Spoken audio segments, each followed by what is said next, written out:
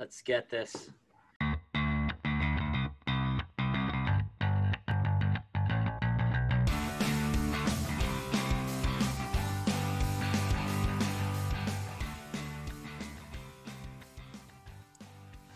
Hello, everyone, and welcome to the show. My name is Chris Alaimo.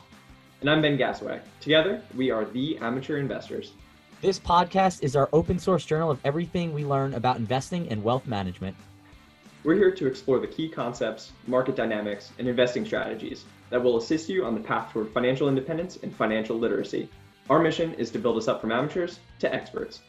All suggestions are our own, and we recommend that you do your own research before taking any investment advice. See you in this week's episode. We hope you enjoy it.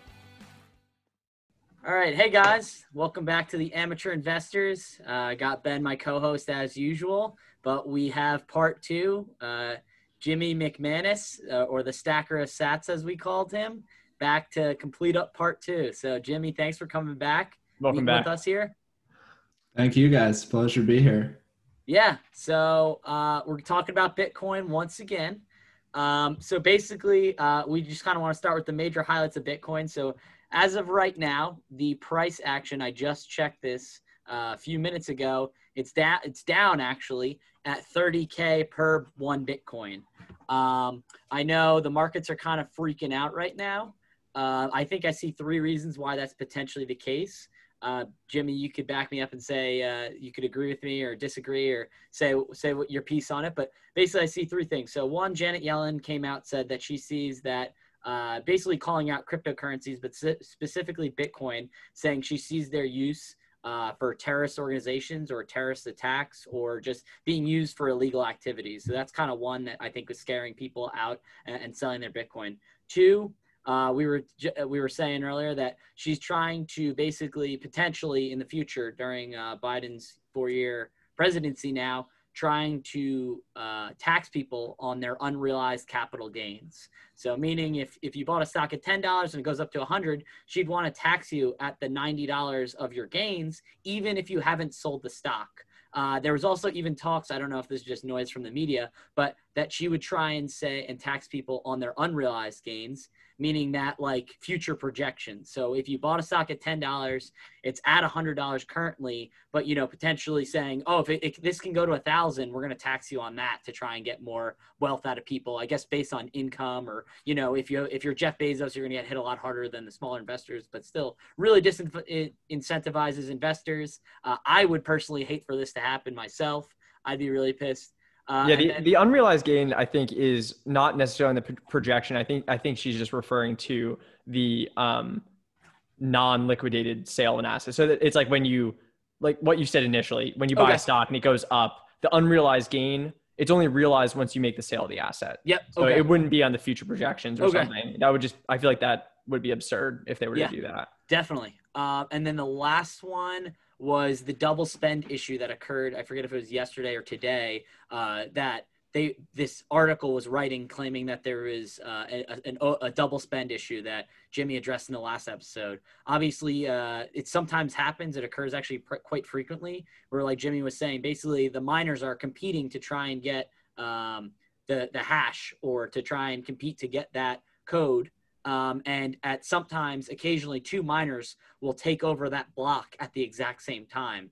And the only time that it really grows is once they realize that, okay, this is the true one that occurred. The issue was even over something really small. I know it's very small, but it could be detrimental if it was true, but it was over like one of the sketchier exchanges. It paid out someone, or it sent basically a pending request that they were going to get $21 in Bitcoin or $27, somewhere in that range, around $20 in Bitcoin. And it basically sent a pending confirmation. So like, before you get your paycheck in the bank, sometimes they'll say pending, or if someone's, cashing a check, it says pending. So basically it was saying pending, and someone had thought that they had withdrew the money and then was able to basically spend it on whatever they want, even though they didn't have it. And that would be a double spend issue because it really went somewhere else. But basically after the second or third confirmation, it basically said, no, it's not, like, it didn't go to them. The transaction or the confirmation's canceled. The pending request got canceled and it was not spent. But I know the article was written and everyone went into a tizzy saying that, Bitcoin's broken. It's fake. It's false. It's not worth anything. And of course, if that gets enough traction on social media and the internet, people just go nuts, and it can literally drive markets. So sorry, Jimmy, for my long rant there. Anything if you want to chime in on that?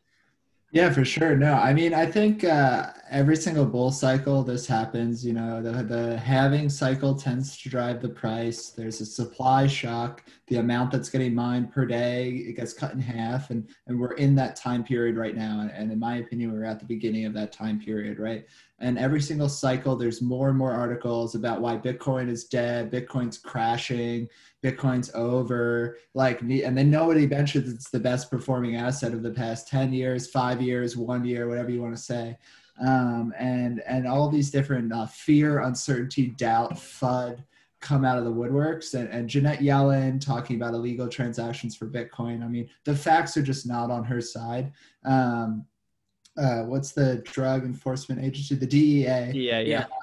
Has a crypto investigative report team, and they are on the record saying that less than 1% of Bitcoin transactions are in any way associated with crime. And, at the beginning in 2010, 2011, when it was mostly used for the Silk Road, that it might have been a majority of transactions were associated with crime, but that's just going down year over year as more and more players get into the game, more institutional, using it as an investment asset rather than this sketchy, untrackable way to buy drugs. But let's be honest, it's the most permanent record of any transaction that has ever existed forever of all time. It's the Bitcoin ledger will be around long after all of us are dead, and there will be a permanent record of you buying drugs on the Silk Road. So that is just a terrible use case to use this for. And like the DEA said, less than 1%. They're actually, Janet Yellen had the notes from her speech, or those came out recently, and she qualified that statement as we need to make sure that we are regulating the illegal uses of the cryptocurrencies, but also encouraging their valid use cases. Right. So that was a little bit more bullish than a bearish It's a bullish sentiment for sure. Once the notes came out, but what she said was much more bearish. The potential unrealized gains, I mean, that is going to have no support from anyone in the financial sector and in any sector really. I mean, are you going to give them unrealized losses?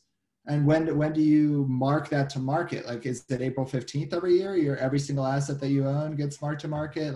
I do think that all of this FUD is contributing potentially to the price drop we're seeing now, with the double spend issue. Like you said, Chris, that happens once a week. It's not really a double spend. There's only ever one true spend that gets recorded in the ledger. But there was a transaction that somebody thought that they were getting, and then it got rewritten as two miners found a block at the same time. And then the first person to mine a block on top of one of these two chains that were going separately, that chain continues into perpetuity and the other one gets dropped completely. So that happens about once a week. Sometimes there's a two block reorg. That happens a couple times a year, and there's never been a 3-block reorg. So like you said, the exchange said more of an unconfirmed transaction, like an ACH transaction to a bank that's not confirmed until the 3-day clearance, except in this case, it's 30 minutes. Yep. So I think all these things are contributing. We're going to talk about all of the FUD, there's Tether, regulation, environmental, the same kind of attacks on Bitcoin from all these journalists that have no idea what they're talking about most of the time. They come out every single time, but really what I think the correction is, it was up almost 100% month over month, or 120% month over month a week ago. And that's just unsustainable growth. I'm the biggest Bitcoin bull in the entire world, but even then I was all right, it's probably going to crash. I was telling my friends, don't get ahead of yourselves. This isn't going to just go to infinity in 6 weeks, right? Yeah. So it would be dangerous if it did go to infinity, and that's part of the beauty of the protocol. If it went to infinity, the sovereign nations would be going after this left and right. It's kind of like this steady creep into our lives and, slowly creeping up in price. If it were to go to infinity, we'd have a lot bigger issues. And in theory, we could be a lot wealthier than we are. And that's, a threat on our own lives, quite literally. People would be trying to extort us for that. But yeah, no, I completely agree. Yeah. Go ahead, Ben. Yeah. I mean, when I think about it, my rule of thumb, which is really not, I haven't like derived any formulaic sort of assertions on this, but I really do think of parabolas as made of glass. They inevitably break. And the thing about Bitcoin is we really, at least my assessment of it, is we need time to be on our side to allow folks to accumulate it. With these massive price runs, it makes Bitcoin inaccessible to folks in terms of raw quantity of sats that you can acquire at a given period of time. So I personally invite these crashes to happen. I know we talked about discount in terms of value, but I get texts from friends all the time. Hey, Ben, I think I really missed Bitcoin. I missed it. I missed Bitcoin. It's like, listen, Bitcoin is an incredibly volatile asset. It's incredibly lucrative statistically. You didn't miss Bitcoin. If you feel like you missed it, well, we just went back in time and here we are. Here's 30K again. You have your opportunity. But folks in many things have, I think, short-term memory about a lot of things, because it's easy to discredit the value of an asset when you've got money tied up to it. It's easy to get emotional when these price swings happen, because you forget that even though that Bitcoin has gone down to 30,000 today on January 21st, there's still 21 million Bitcoin that will ever be made. And that is unchanging. So Jimmy, I think with the risks that, talking about FUD, just a clarification on that. Sorry to cut you off there. No, you didn't. FUD is like fear, uncertainty, and doubt. So just for our audience, we're not saying the Fed or fudge or anything. It's FUD is fear, uncertainty, and doubt. So. No, thank you, Chris, for that. I think engineers tend to have death by acronyms, but with the risks that are, there's always risks with anything. To say that you have a risk-free investment or anything, really, you're lying to yourself. What are your thoughts on just the current regulatory risks and like downside exposure for a Bitcoin investor? Like, what are some, I guess, pressure relief valves where someone who's buying Bitcoin, like me, can feel confident that they're taking the right approach, and with there being some near-term volatility, what's maybe a strategy you recommend to stay in the space and to continue to build up? But how real are these risks from your perspective? So to manage your risks as an investor, I would always, and especially with a volatile asset, I would recommend dollar cost averaging. And I think you guys have talked about that on the show before. But it's basically just buying a set amount on a set time period, whether it's like you get paid once a month, you buy a little bit of Bitcoin every single month after your paycheck comes in, or you buy a little bit of Bitcoin every single week, or you buy a little Bitcoin every single day, whatever it is. That'll help you kind of, you'll buy at the top, but you'll also buy at the bottom, right? So you'll manage that volatility and smooth that out over time. As far as how real I think some of the risks are, like there are some risks. The real ones I would say are the on-chain metrics. Is the network getting more secure? We talked about the mining last time, and basically like there's something called a 51% attack. If someone has 51% of the mining hash power, in reality, they need much more to successfully perform an attack. But if they have a very, very large majority of the hash power, and hashing is like when you run that encryption algorithm, that's one hash, right? And you're running it over and over and over again. And that's hashing. And the amount of energy that's being used to run those encryption algorithms, that's called the hash rate, right? And so the hash rate has followed the price, and the price has basically just been up and to the right for the 12 years of Bitcoin's existence. And so if that ever starts to like really crash, it goes down and up, but the difficulty adjustment fixes it a lot of the times. It self-regulates the system, but that would be something to look at. If the number of full nodes that are being run over the entire world, like I said, there's like tens of thousands that are not behind VPNs that are public full nodes. There's probably about 100,000 or more that are private that you don't know. Like that would mean that the network is becoming more centralized. You want as many full nodes run in as many diverse locations as possible because they enforce the consensus rules. Those are the things, those are like the base, that's the health of the network. And those are the things that I'm looking at. And if any of those things start to go down, I would be very at fear of this kind of collapsing or something's wrong. But there's also all the things that you're going to see in the media and all the articles. Every time it crashes 10%, like 10 years ago, people were, or 3 years ago when it was the bear market after 2017, Bitcoin Twitter saying, can you imagine how it's going to feel like when they say that Bitcoin crashed to 30K?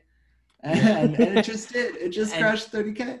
It's funny you should say that. They say, when's the best time to buy Bitcoin? And this is kind of morbid, but they say when they're putting the suicide hotline post on the top page of Reddit for Bitcoin Reddit, meaning that, you know, it's gone down so much, the Bitcoiners are like scared for how much money they lost or sad for how much money they lost. But even I was looking at price checks before this episode, over 1 month, it's up 26%, which is, if your assets over 26% over the year, you had a great year. It's up 26% over the year. And then since January 1, it's up 3%. If a stock was up 3% on the year and 30 on the month, like year over year, so the few days that we're into January, and then over 26% over the month, you'd be ecstatic. So I don't get why people freak out over this. I see this as a good buying opportunity as it crashes down to 30K. You know what I mean? I mean, since inception, what is it? Several million% up? Yeah, no, literally millions of percent up. Billion, I'm pretty sure. I don't know, but I think it's billion. I mean, it's coming from 2 cents, or like the first listed price was like 1 or 2 cents, and now it's at $30,000 per coin. I don't know what that math is, but it's a lot. But yeah, like you'll see all the articles, Bitcoin's dead, or don't buy Bitcoin, the hidden time bomb at the heart of Silicon Valley. I saw the other day talking about how Bitcoin is boiling the oceans because it uses so much energy. But yeah, let's dive into that too. The energy use. So it's using energy is not inherently a bad thing. If this thing is completely useless and people are just burning gas into the air to, you know, do absolutely nothing, then yeah, we shouldn't be doing it. But like, there's a lot of things that the human race uses energy for that are really good. And let's just start by comparing the amounts of energy. So Netflix, people watching Netflix uses about twice as much energy as the Bitcoin network. And then that's not even a direct competitor. That's just a random fact. If you want to go direct competitors to Bitcoin, the central banking system, or the US dollar hegemony, which is the current way that the currency works, is backed by the US military, and that uses 50 to 100 times the amount of energy per year that the Bitcoin network uses. It's the most efficient way to possibly create like a settlement layer for central banks across the world. And then you can go into, there's energy, and if you run the numbers and you just say like the basic energy usage of the entire world, and you try to apply that to Bitcoin and the types of energy that they're using, like clean energy, coal, whatever, or like solar, wind, nuclear, whatever it is, versus coal, oil, and gas, then if you apply those statistics, it's not looking great. I mean, it would be pretty pollutive, but that's not the way that it actually is. So the Bitcoin miners, their profits come purely from the price of Bitcoin and the amount and the price of the energy that they need to use for mining. And there's really not that much that they can do to control the price of Bitcoin. So the only thing that they can optimize for is the price of energy that they're using for the mining. And Bitcoin is the first time in history that there has been a profitable use for energy that is not directly close to a center of human population. So stranded energy, all of this energy all over the world, hydroelectricity, solar, wind, that wouldn't be able to be brought to market because it's just not like a place where a bunch of humans live. It's now too far. Yeah, the paths are too far to bring them there. Absolutely. Sorry. No, you're good. You're good. And so that's just like a crazy ass thing to think about. And Cambridge University in England ran a study, and 75% of the energy that goes into the Bitcoin network is renewable. And it makes sense because they're trying to have the cheapest possible energy. I mean, like Iceland's largest output before Bitcoin was aluminum, because that's like one of the most energy intensive processes is to smelt aluminum. That humankind had before, and they just have so much hydroelectric power built up. And geothermal too. Geothermal as well, yeah. So now it's Bitcoin mining. So that's super cool, I think, at least. I mean, Chris and we're energy guys. Like we're waste energy. We're at the same company. We're even seeing in our own company that there's interest in the mining community first to lock up long-term power purchase agreements. I mean, the energy market, talking from the United States, is not great. When you talk about just like shale natural gas, it's really difficult to extract value out of electrons. And what is a better way to have this mutual benefit, to have the miners who they're looking to control their only variable cost, and that's electricity. So if they can lock up really great contracts with the power companies, and the power companies are looking to get some, profit off of these transactions, what is a more profitable partnership to have these miners where they can have clean power, long-term contracts, hedged out volatility of their expenditures, and these energy companies who can provide renewable energy, clean energy, but also get a little cut at the Bitcoin profit. You are participating in the market without the capital intensive startup. You use these miners as a proxy organization to do the hard work, but you can participate in Bitcoin, get a good negotiation in there. I mean, that's up to the business development group for that company. But I think it's sort of an intuitive process. And I think as the world, I hope, transitions more to a more renewable profile, renewable is, inherently thinking about longevity. The Bitcoin energy mix will follow suit. And it's just a natural progression towards renewability. And I think that energy concern will sort of self-select because the Bitcoin miners don't want to waste energy. They don't want to waste money.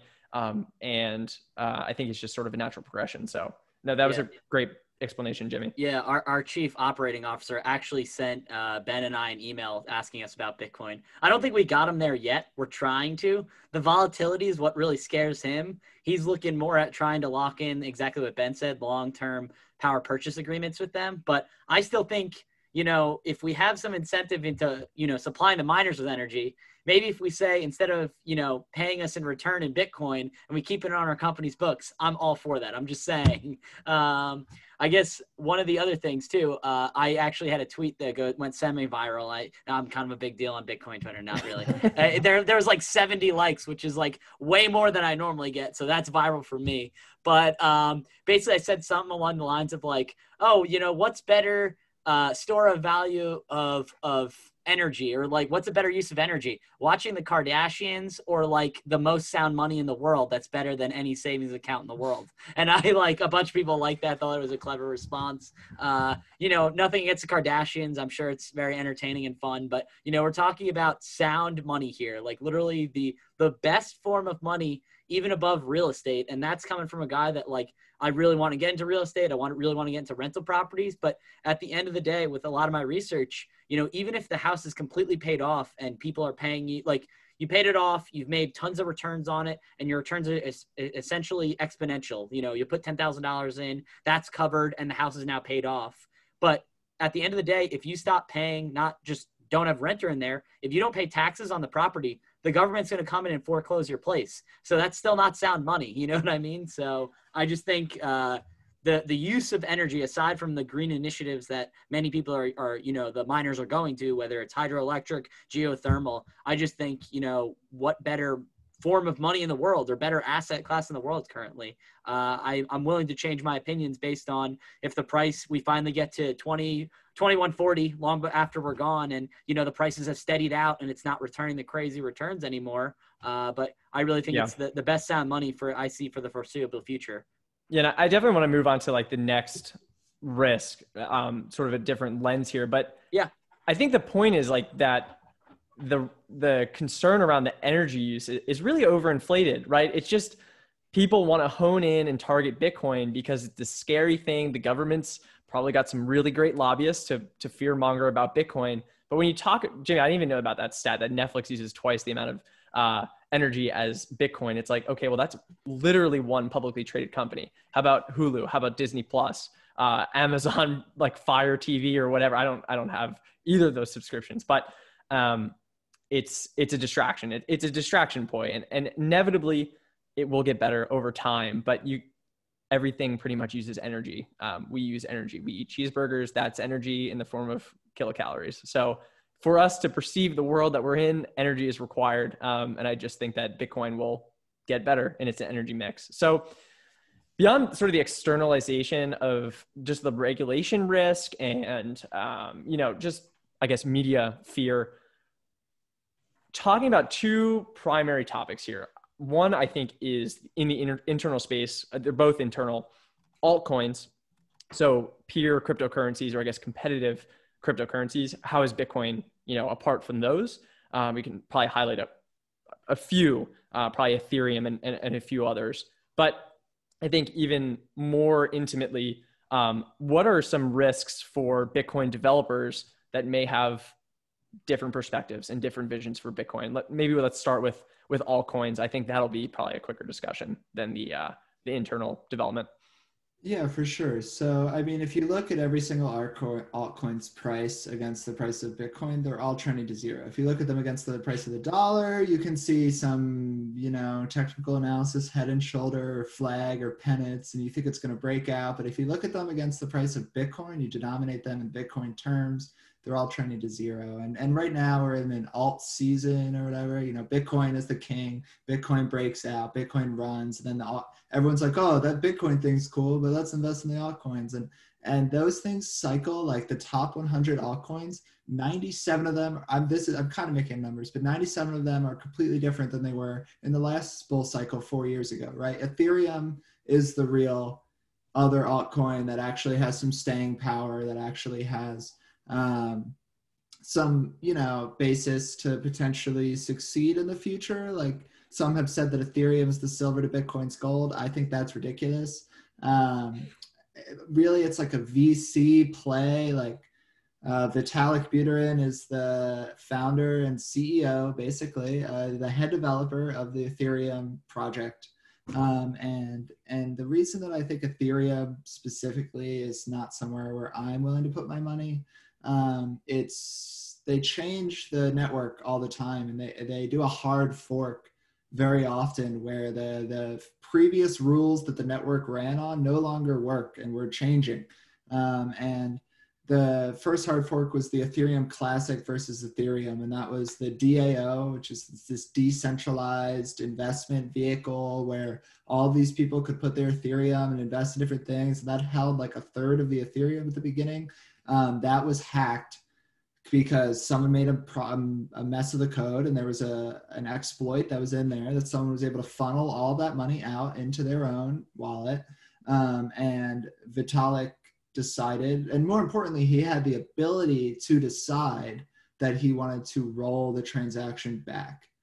And so they rolled the whole transaction back. They did a hard fork. That just pretend it never happened. We're now on Ethereum. That was Ethereum Classic. That's scary. And so you can look at the decentralization aspects and decentralized finance, but like ultimately Vitalik and the engineers like run the game, and I'm an engineer and I understand, like, move fast and break things. That's what Silicon Valley is built on. But if you're building an entirely new fundamental system for the way that the financial global monetary system is going to work, you really should move very, very slow and break absolutely nothing. That's a great way. I've never heard that. And so it's an experiment, and it's pretty cool.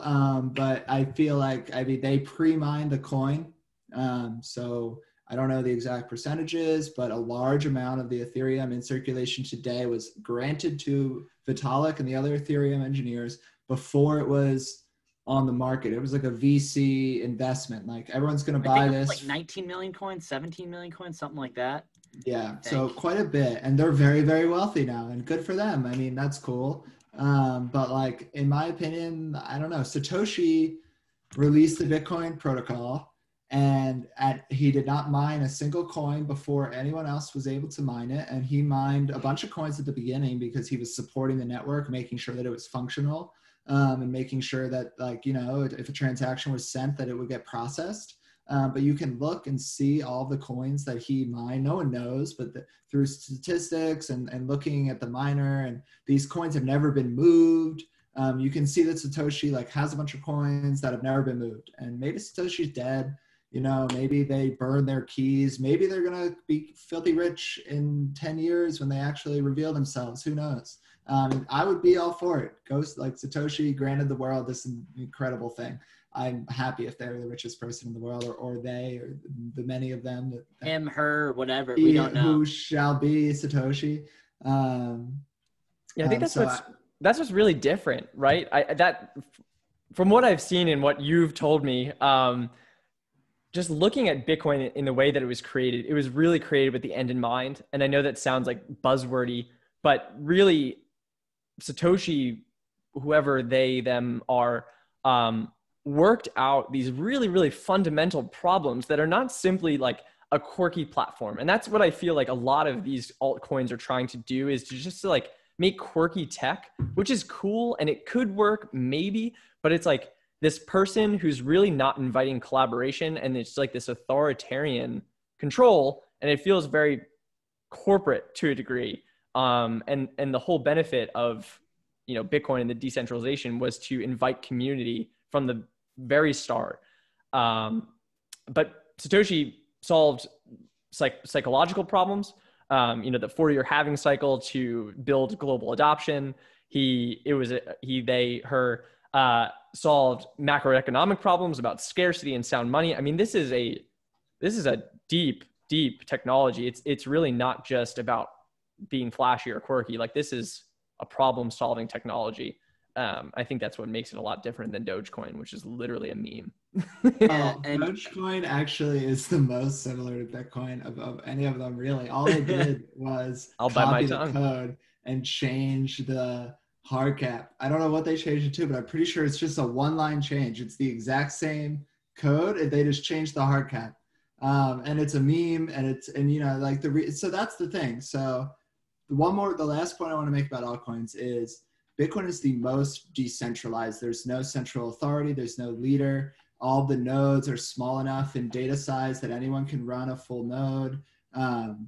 The mining is quite decentralized. People say it's all focused in China now. I mean, that's a little bit true, but there's only so much energy you can achieve anywhere in the world, and that's becoming more and more decentralized over time. And altcoins are either decentralized, like Dogecoin is decentralized actually, but it's never going to catch up to the network effect that Bitcoin has made, because if you're decentralized, you have to grow slowly, you have to grow organically, and Bitcoin just has such a head start on that network effect. As each new user gets added to the network becomes more valuable for every user that's already onboarded onto the network. They're never going to catch up on that network effect. So in order to catch up, they need to be centralized in some manner. They need to move fast and break things. And that is what it comes down to, is that you can never catch up if you're decentralized. And so you need to be decentralized. And if you're trying to build a sound monetary currency that's never going to be able to be debased, or the rules are never going to be changed, you need to be decentralized. So it's just this loop of failure that I feel no altcoin is ever going to really be able to break out of. Yeah. All right. So Jimmy, thank you for covering so many topics over these past 2 episodes. It's fantastic. We really appreciate it. I know we're wrapping up a little bit here, but basically, I know we've covered a lot already, but how do you advise or break down to someone that's never done Bitcoin? I know Ben and I love it, but how would you break down, simple steps to go through the process of learning about Bitcoin, to purchasing Bitcoin, to eventually, taking it into a hot or cold wallet, to eventually, maybe one day they'll be running their own full nodes. If you just want to give us a breakdown of that real simply. Yeah, absolutely. So just starting to where can you buy Bitcoin? How do you check the price of Bitcoin? So there's a couple platforms which I would recommend. The Cash App, I would say, is one of the easiest. You can download it on your phone. It can be used, it's FDIC insured. You can use it as a checking account. You can buy Bitcoin right on the app. You can buy stocks. You can buy like slivers of stocks, so like percentages of a stock right on the app. You can use it as everything. You can replace Robinhood. You can replace your brokerage. You use it to buy Bitcoin, replace your Chase bank account. I think it's great. And you can send money. You can send money to friends, like it's Venmo as well. I highly support it. I think Cash App's awesome.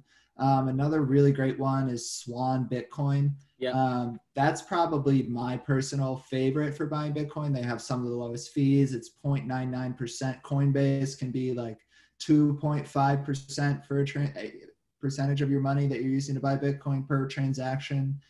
Cash App is like 2% or 1.7 if you're buying over $250, whatever it is. So 0.99%. and they're built for the purposes of dollar cost averaging. And that's what I would recommend to every single person that's going to get in here. Like, we're in a bull market right now. It's dipping right now. I don't know where the price is going to be when this is released. But maybe you want to buy, like, make an initial position. You want to smash buy like a third of what you kind of want to own. And then I would just dollar cost average over the next 30 days or the next quarter, whatever it is, every single day or every single week. Just kind of try to like tame that volatility. So Swan Bitcoin's great for that. They also enable auto withdrawal to your wallets. And so that's something that I would definitely recommend. So there's the concept of self-custody, which we haven't talked about yet. And that is Bitcoin is able to be, it's a bearer asset. You can self-custody it, just like cash under your mattress or gold bars in your safe. Like, you can take it fully in your control. There's no central party that you're trusting to hold your Bitcoin. And that comes with a lot of benefits and also a lot of risks. The benefits are, if an exchange gets hacked, you know, there have been exchanges to be hacked. I don't expect Cash App or Swan or Coinbase or River or any of the big ones to get hacked, but they have been in the past. You know, the market is matured, so it's less risky now. But that's the risk of leaving your Bitcoin on an exchange. There's no risk of, you know, the government banning this and saying that, going to the exchanges and saying all the Bitcoin you have is now ours, and if you don't give it to us, all of you are going to prison for the rest of your lives. And I don't care that you owe all of your customers all of this Bitcoin. You're the ones who hold it, so we're going to take it. So that's a risk that right there in and of itself. And I really don't think that's going to happen. Like, that's a worst case scenario. But basically, there's any way that, like, these people are holding your Bitcoin. If they want to take it for nefarious means, if a single employee wants to take it, that's possible. And I don't mean to scare you all away, but it's the fundamental, like, Bitcoiner foundation of not your keys, not your coins.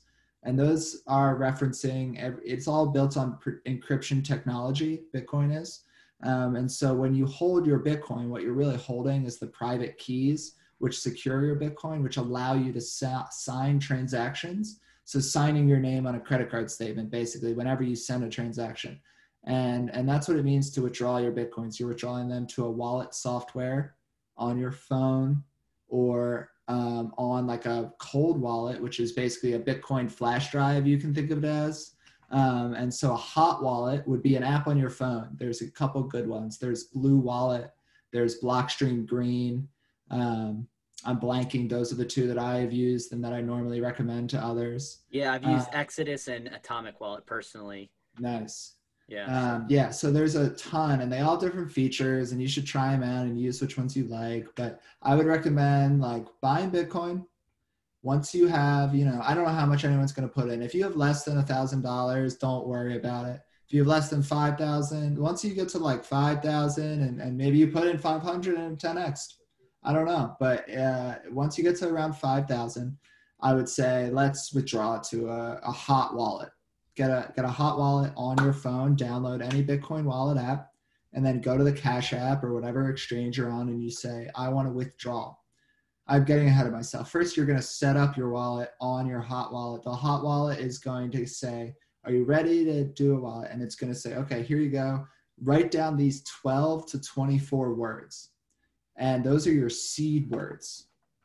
So your seed words are your fundamental backup for your wallet. If your phone gets thrown in a river, as long as you have your seed words, you're going to be okay. So you want to write those down. You want to engrave them into a metal plate if possible. Get a tattoo. Regardless, like, highlight them in order in your favorite book, whatever it is. You want to just, like, make sure that those are safe and secure and in a safe place, and you have a copy or multiple copies of them. But you want to keep them very secure, because if anyone has those seed words, they have access to your wallet. So you write down your seed words, then your wallet app opens up. It's going to show you a balance of 0 Bitcoin, and you're going to say receive Bitcoin, and it's going to give you a QR code and an address. You're going to copy the address, paste it into an exchange. The exchange, you're going to say, I want to send all the Bitcoin that's in my exchange to my wallet, paste the address, boom. In approximately 10 to 30 minutes to an hour, depending on what type of transaction fee, you're going to see the wallet. See the pending transaction in your wallet almost instantly. And then, like we talked about with the confirmations and with the mining, that will get confirmed in a couple hours.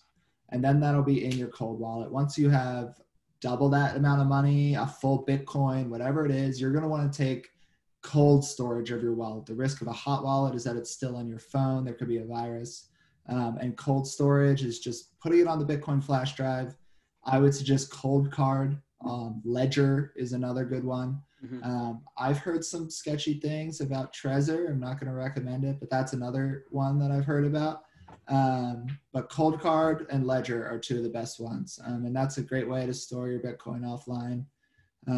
Yeah, I have one quick question. And before I get to that question, I think don't get too inundated. For the folks listening, don't get too inundated for like the terms or like the fact that it's software. It's always a little bit difficult to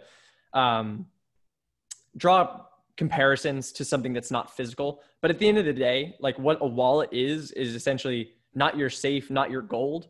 So when you're buying like a gold ETF and you were to go to that fund and you say, hey, I want 10 gold bars for my ETFs, they might not have the gold on hand. And that's the point, is that the certificate of ownership is very different from having the gold in your hands. You can guarantee that if you have the gold in your hands, it's your gold. By having the Bitcoin in your wallet, you can guarantee that it's your Bitcoin. So just think of a wallet like a vault, or really a wallet at the end of the day. The term is really quite apt. So my one question really quick is, there are fees associated with withdrawing Bitcoin into a wallet? Yeah, so every single transaction, there is a transaction fee. And you, depending on what fee you provide the miners, you paste on that transaction and broadcast it. That'll be your transaction will be picked up faster or slower, right? And if the transaction volume on the entire Bitcoin network is very low, which happens on the weekends generally, your transaction will get picked up with a lower fee at a faster rate. But in the middle of the week, during a spike in the price or a dip in the price, volume increases a ton and transaction fees goes through the roof. And suddenly that transaction might take a longer time to.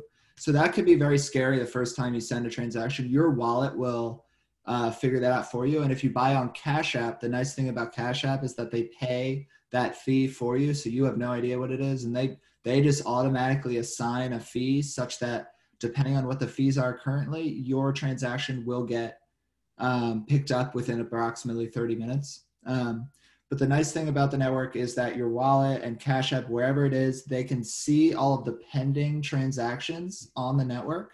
So your wallet will say within 15 minutes or 10 minutes max that there's a transaction coming your way. And then you can just always keep checking to see if it's been confirmed. So that's a nice thing. But yeah, every transaction has a fee. That fee changes depending on the volume of the network.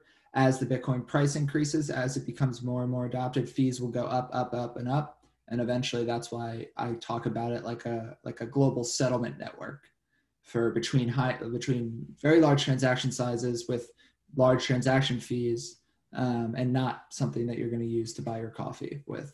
Yeah, and I see even with the transaction fees, a lot of people are like, oh, like a bummer and a fee. I see it as it's a way of even securing the network further. It prevents hackers, because if I'm trying to hack something and get Bitcoin out, but I'm doing something fraudulently, that costs me money. And then I do it and it doesn't work. It costs me money. And then I do it again and I do it again. It disincentivizes hackers, one. And then two, you're paying for the security of the network. Imagine like I were to give you a piece of paper saying I owe you gold, but I actually don't have gold. And then you guys were to come to me and be like, hey, Chris, we want our gold now. I'm like, sorry. You know, that paper that I gave you and the money you gave me, I spent the money and I don't have the gold. You're kind of like out of luck. Where if, you know, you're paying a fee to assure that I have some, you're based, and then you're pulling it to yourself. You're not only are you paying to assure that it gets to you, you're paying it and you're taking custody of it. So you're being the bank, you know, you're securing the transaction, you're actually holding it yourself. So I see a lot of people get deterred with fees. I see like, this is one of the fees that I'll pay. You know, it's annoying paying my fee for my car insurance or, you know, like taxes and various things like that. This is like a fee that I'm like, I'm actually happy because I know this is protecting my money in theory. Absolutely. Yeah, Jimmy, That's so I think the most. No, Sorry, go ahead. The highest risk to Bitcoin network in the long run is low transaction fees. And it's completely unintuitive, but that's just the truth. If the transaction fees aren't high enough, the network is not secure enough, and it's not secure. People could take it from everyone, and then suddenly the network is worth zero. But it's a really important point that not a lot of people understand, because everyone loves low transaction fees. Yeah, that makes sense, right? Like, because it is counterintuitive from a buyer's standpoint, but the only reason why transaction fees exist is because someone's receiving that fee. There needs to be an incentive structure in place to continue to prove the veracity of transactions, to continue to secure the network. Fees probably will always exist unless we can sort of, create AI and they're incentivized strictly to secure the Bitcoin network, but there will always be fee structures, and it needs to be lucrative and it needs to make sense economically. So that's a really great point. So Jimmy, I think we're going to start wrapping up into just some of the standard questions that we'd like to ask our guests, just to, do little comparisons, compared to people and sort of their experiences. But I know that you are in the process of trying to run a full node. Is that correct? And you don't have to talk about that if you don't want to. No, it's pretty cool. I'm trying to get my VPN set up first, which is actually more difficult.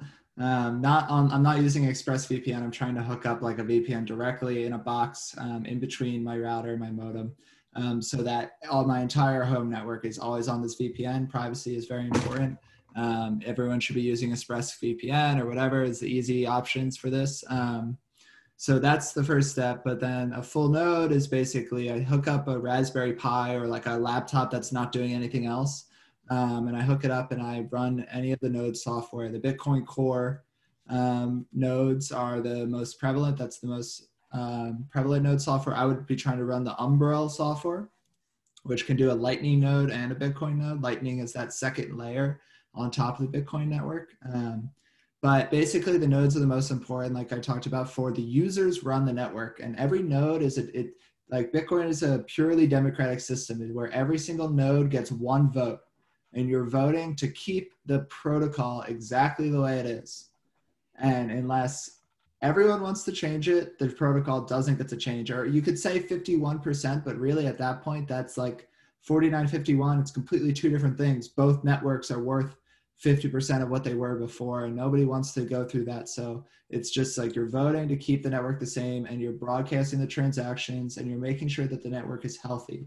And so if you really want to contribute, if you're so gung-ho about Bitcoin, you want to buy a lot of Bitcoin, you have a lot of money in Bitcoin, like the best thing that every individual can do is run a node. It costs $200 to buy like the equipment, to buy like a terabyte hard drive and a Raspberry Pi, plug it to your computer. It takes a couple days to download the entire blockchain. And from that PS5. Forward, yeah, exactly. From that point forward, you're just processing transactions, broadcasting them. If you are like a techie guy, you can go in the terminal. You can look up at any instant in time what the exact amount of Bitcoin in existence are. You can look up every one of your transactions and verify that they are actually your transactions. You can run data analysis to see if like how much Bitcoin has moved in the past 6 year or year or 5 years or 10 years. And those can like tell you about prices. You can do a lot of price analysis based on the on-chain metrics. It's really, really cool. And it's the best thing you can do to support the network. Jimmy, first of all, thank you for your contribution to the Bitcoin network. I'm honestly interested in setting up my own full node, so we might have to have a phone call about that. I think it's fascinating to be able to participate. Well, yeah. So maybe we have another episode where it's just you, me, and Chris. But Jimmy, thank you first of all so much for being on this show. This was a blast to talk to you, and just like I learned a ton just about Bitcoin just with our conversation here. So as we always ask anyone who comes on the show, I think it's always nice to highlight people's successes in their career, but I think it's difficult to replicate unique successes in certain situations. So I love learning from mistakes, because those are the easy wins. Just don't do those things. Done. That's easy. Don't do something. That's great. So what, from your perspective, or that you can think of from the hip, what was your worst investing mistake, where not necessarily a regret, but what is the most impactful investing mistake that you feel? Maybe not monetarily, but I think something where you look back on and think, what the hell was I thinking?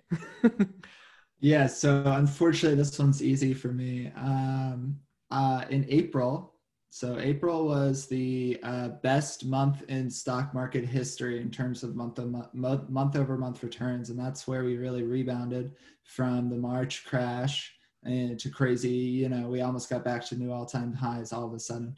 And I was in the middle of March or like late March. I wasn't ahead of the curve, but I was like right at the bottom, right before the bottom. I got in and I started to short the market through a complicated investment instrument called SKF, where it's like shorting the Dow and it's like double the inverse of the Dow returns, but also the longer you hold it, the more fees they're taking out. And oh my Lord. I held that.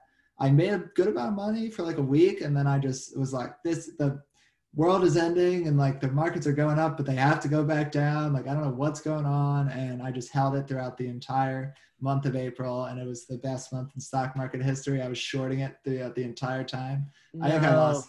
I didn't have a crazy large position. I wasn't too wild with it, but I lost like 75% of my money that I put into that. So that's just about like the literal worst case scenario that could have possibly happened on that position. It's awful. I'm sorry. You have Jimmy. more of a temperament than me. I can't. That shorting the market's never my game. Oh my gosh. Well, I don't know what the lesson learned is maybe don't short. Just don't short ever. It's always easier just to go long. You learned about it, talk about Bitcoin. They're printing money back into the economy. It's never going to go down at this rate. Never go up. Don't fight the Fed. Don't short. I also felt like I was rooting against the team.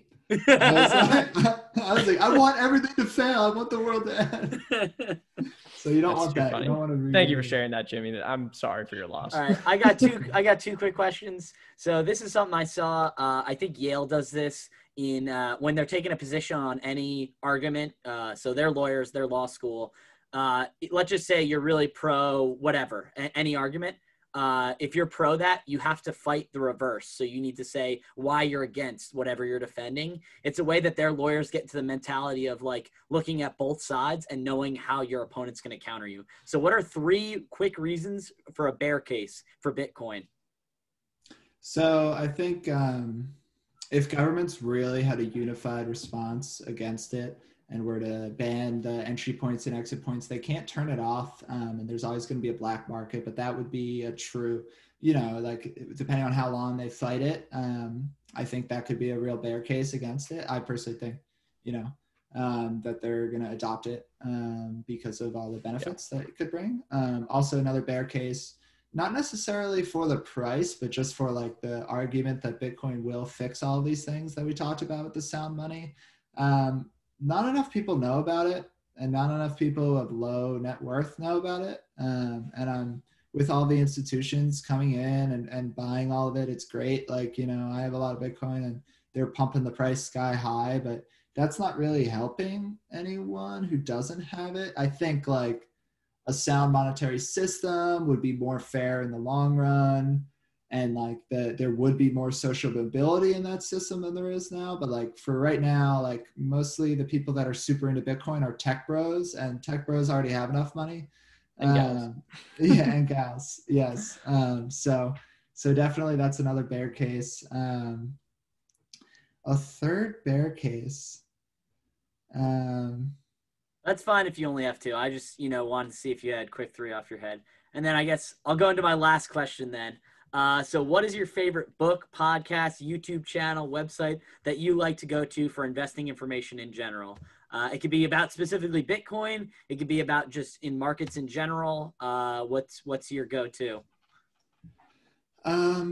It's not specifically focused on investing, but my favorite book is probably The Sovereign Individual, Mastering the Transition to the Information Age. And that book, it was written in 1997. I don't have it on hand. I need to get it. I know Robert Breed loves big in the Bitcoin community. That's one of his favorites as well. I'll make sure we plug it in the show notes for sure. Written by James Dale Davidson and Lord William Rees-Mogg. And it's just a little bit, it's a little scary how well they predicted. They predicted social media, I think, on it too. Yeah, right? Predicted social media. They predicted Bitcoin. They predicted populism rising in like exactly the time period that we are in now. Like politics is sort of in some ways becoming people's religion because it's so important who's in charge. Yeah, it's so polarizing. and just really, really interesting take on how like the boundaries through which the cost benefit analysis of pursuing violence changes throughout history have kind of determined how it's going to go, and how basically throughout the last millennia, it's just been like more violence equals more payoff. Whoever can have the most amount of violence is going to be the most powerful. And that's just been from the marauders to the knights to the kings to the feudal system to the nation state, and just more and more power and more. And now with like the internet and decentralization and encryption technology and Bitcoin, and there's not as much physical space to value anymore, then that's slowly shifting in the side of the individual over like the large powerful entities, and that's going to be a super powerful thing in the coming years. So that's pretty cool. Thanks, yeah, Jimmy. Yeah, that's perfect. I'll make sure that we get that book linked in the show notes. But Jimmy, thank you so much for coming on the show and carving out so much time in your night. This has just been awesome. We'd love to have you on the show again. But before we let you go, is there anything that you'd like to plug for yourself? You know, a blog, social media, your Swan Bitcoin handle, whatever you want, before we let you go. Sure. So the Swan Bitcoin handle, if you want to start accumulating, stacking sats, dollar cost averaging every single week for the cheapest, lowest fees, then that would be swanbitcoin.com/McManus. That's MCMANUS. I'm not really on social media. I'm on Twitter too much, but I don't really tweet. So no reason to follow me there. I would just, plug the Bitcoin Standard and Inventing Bitcoin. I think both of those are really good sources to learn more about this subject. Bitcoin.org is, the original white paper. Is that right? Bitcoin.org. There was some stuff today about Craig Wright, who's fake Satoshi, suing the Bitcoin core developers. So that might have been taken down today, but a bunch of other people put it up in protest of him suing them. So it's approximately 10x more available now than it was yesterday, because this guy tried to sue people to take it down. Jimmy, thank you so much. And thank you so much for watching. This has been awesome. Thanks, guys. Have a good one. See you next week.